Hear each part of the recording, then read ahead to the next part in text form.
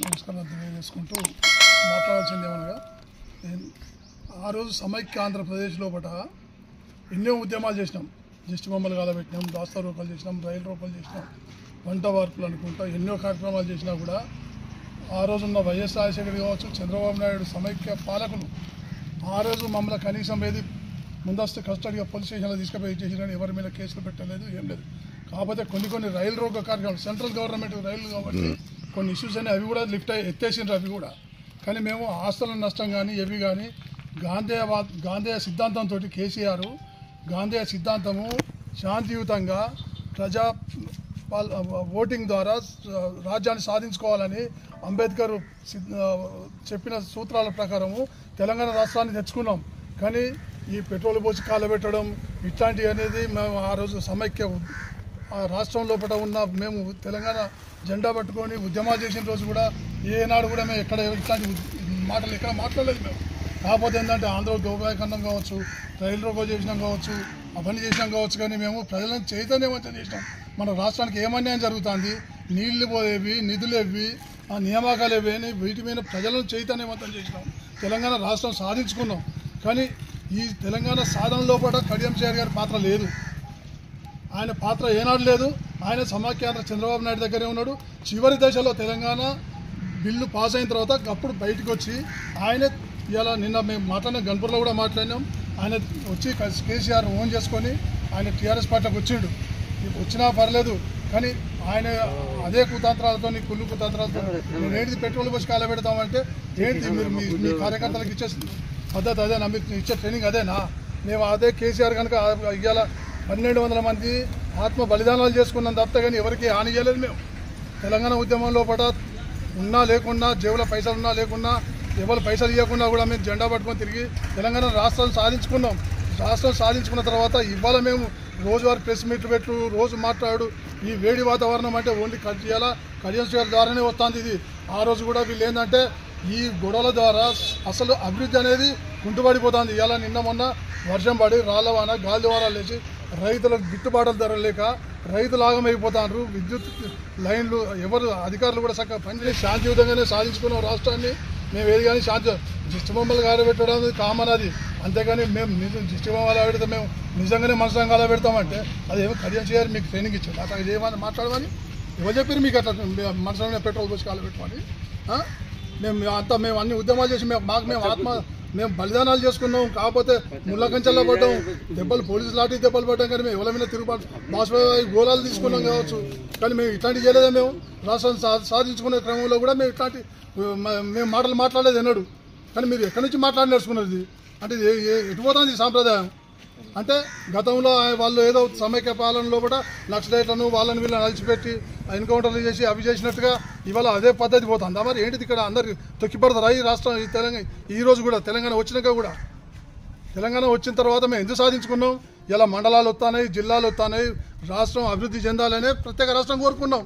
నీళ్లు నిధులు నియామకాలు అనేది ఏంటిది? అవి మేము కొట్టాలి. మేము కూడా అప్పుడు రైతు సేవ సమితిలో ప్రాజెక్టులు కాదు, ఫ్లైఓవర్లు కాదు, ప్రాజెక్టులు కావాలి, కరెంటు కావాలని చెప్పి మేము ఆ రోజు రైతు సేవ సమితిలో కూడా మేము ధర్నాలు వరంగల్ నుంచి కలెక్టర్ ఆఫీస్ దానికి అంటే శాంతియుత ర్యాలీలు చేసి ధర్నాలు చేసి సాధించుకున్నాం తప్పితే మేము ఎవరంగా హాని తలపెట్టే మాటలు మేము ఏనాడు ఎక్కడ కూడా మాట్లాడలేదు.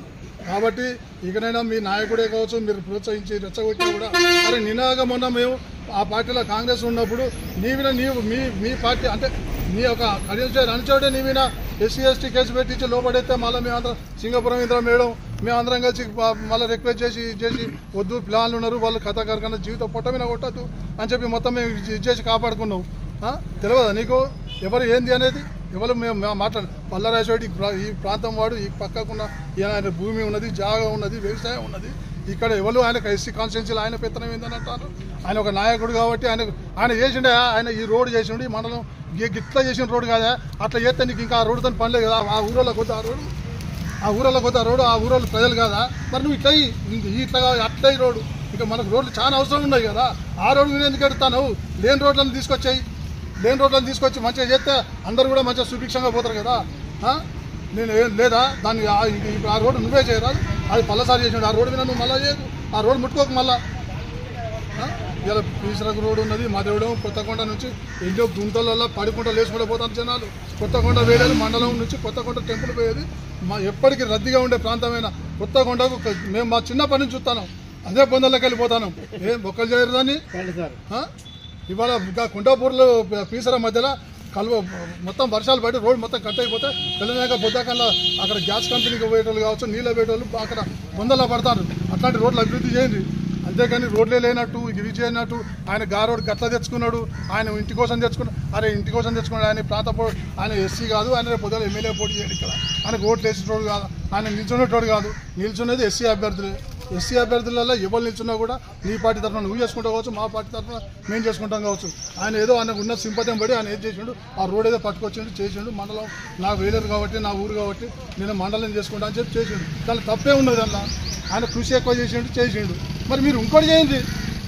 ఏదో బ్యాంకు అక్కడ వాళ్ళు ఏదో వెనకడేమో చేస్తే మేము తెచ్చిపెట్టాం. అది ఏంటిది? అది బ్యాంకులు ఇవ్వకపోతే ₹1,00,000 ప్రైవేట్ బ్యాంకులు వచ్చి పుడతాయి, ఏవో వచ్చి బ్యాంకులు పడతాను. లేకపోతే బ్యాంకులు పోతే అక్కడ పోలేదా, చేసుకోలేదా పనులు?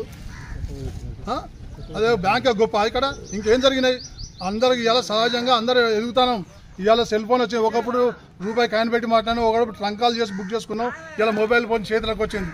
మొత్తం ఎదిగింది, సమాజం మొత్తం ఎదిగింది. ఈయన ప్రత్యేకంగా ఈ ప్రాంతంలో కూడా అప్పుడు పురేజయ అక్కడ ఏదో అక్కడ ఎన్కౌంటర్ అయ్యి చేసిన తర్వాత నక్సలైట్స్ మీద ఉండే ఒక సెంట్రల్ గవర్నమెంట్ కొన్ని పథకాలు చేపట్టి అప్పుడు వేసిన రోడ్లు తప్పితే నువ్వు చేసింది ఏంటి? ఇక్కడ గొప్పతనం ఏమున్నాయి? ఇక్కడ మరి ప్రత్యేకంగా నువ్వు డిప్యూటీ సీఎం ఉన్నావు, నువ్వు అక్కడ ఎమ్మెల్సీగా ఉన్నావు, ఎంపీగా ఉన్నావా?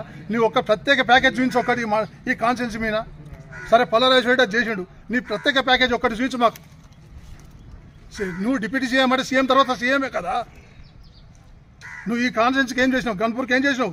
డిప్యూటీ సీఎం గుండి ఏం చేసినావు? ఈ ప్రాంతం మీద ఈ ప్రాంత ప్రజలు చేయబట్టే నీకు డిప్యూటీ సీఎం వచ్చింది.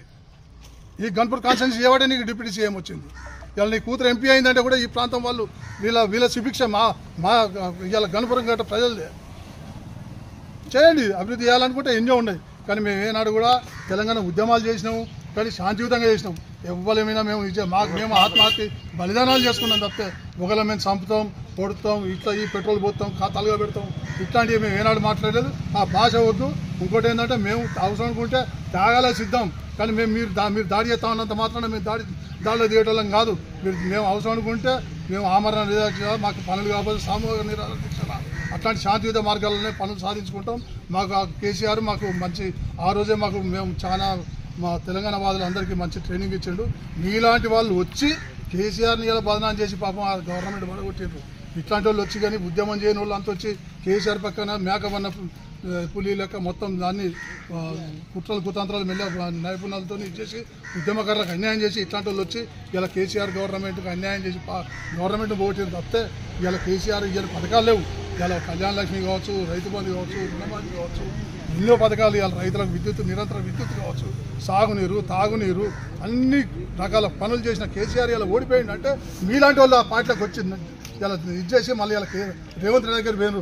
రేవంత్ రెడ్డి దగ్గర కూడా ఇలా కాంగ్రెస్లో కూడా గదే జరుగుతుంది. సింగప్రవీంద్ర ఎందుకు ఓడిపోయింది? మొన్న ఎట్లా ఓడిపోయింది సింగప్రవీంద్ర? మీరు ఇలా 50,000 కడియం కావాలి ఎట్లా మీద వచ్చింది? మీరు అక్కడ వేయలేదు కదా, కడియం షేర్ చేసేది కదా. మీరు కాంగ్రెస్కి అయితే సింగప్రవీంద్రకి వెళ్ళదు మొన్న. మేము ఇలా వీళ్ళంతా పేరు నరమేటం జనగాంలో ఉన్నారు పనిచేస్తానికి. వీళ్ళంతా పేరు అక్కడ జనగాం కాన్స్టిట్యున్సీలకు పల్లారాజోడికి పనిచేస్తాను పేరు. మరి ఎవరేసారు మరి ఇక్కడ కడియం షేర్ కోట్లు? కాంగ్రెస్ వాళ్ళే కదా వేసింది. కాంగ్రెస్ వాళ్ళు ఎత్తనే అక్కడే స్టేట్ గెలిచింది. టీఆర్ఎస్ వాళ్ళు అంతా అక్కడనే ఉన్నారు. మరి రాజేత అనిసార్లు అంతా బయటకు అయిపోయారు. మరి ఎట్లా గెలిచింది టీఆర్ఎస్? ఎట్లా గెలిచింది ఇక్కడ? నిన్న కడియం కావేకి ఎందుకు 50,000 మెజార్టీ వచ్చింది? సింగప్రవీంద్ర ఎందుకు ఓడిపోయింది? 7,000 మెజార్టీ. మీరే చెప్పారు, మీరే మాట్లాడతారు కదా. మేము ఇంతకంటే ఎక్కువ మాట్లాడేసుకోలేదు. మాకు కూడా మేము కూడా అన్ని రకాల మేము ఉద్యమాలు చేసినాం. అన్ని ప్రజల అవసరాలు ఏంటిది అవన్నీ మాకు తెలుసు. మేము కూడా ఏంటంటే మేము చూస్తున్నాం, ఇంకా 1 year 2 years చూస్తున్నాం. మేము కూడా నువ్వు అభివృద్ధి కోసం పార్టీ మారినాం కాబట్టి ఆ అభివృద్ధి ఏం చేస్తావు ఏంటి అనేది మేము రాబోయే రోజుల లోపల మా ప్రాంతం లోపల ప్రజలను చైతన్యవంతం చేస్తాం. అభివృద్ధి కోసం శాంతియుత యాత్రలు చేస్తాం. అవసరం అనుకుంటే ఆమరణ నిరాహార దీక్ష చేస్తామా, సామూహిక నిరాహార దీక్ష చేస్తాం. కానీ మేము ఎవరైనా దాడులు కానీ ఇట్లాంటి ఏనాడు చేయం. మాకు అవసరం లేదు. మీరు దాడులు చేసేది ఉంటే కూడా భరించుకునే శక్తి కూడా మాకున్నది.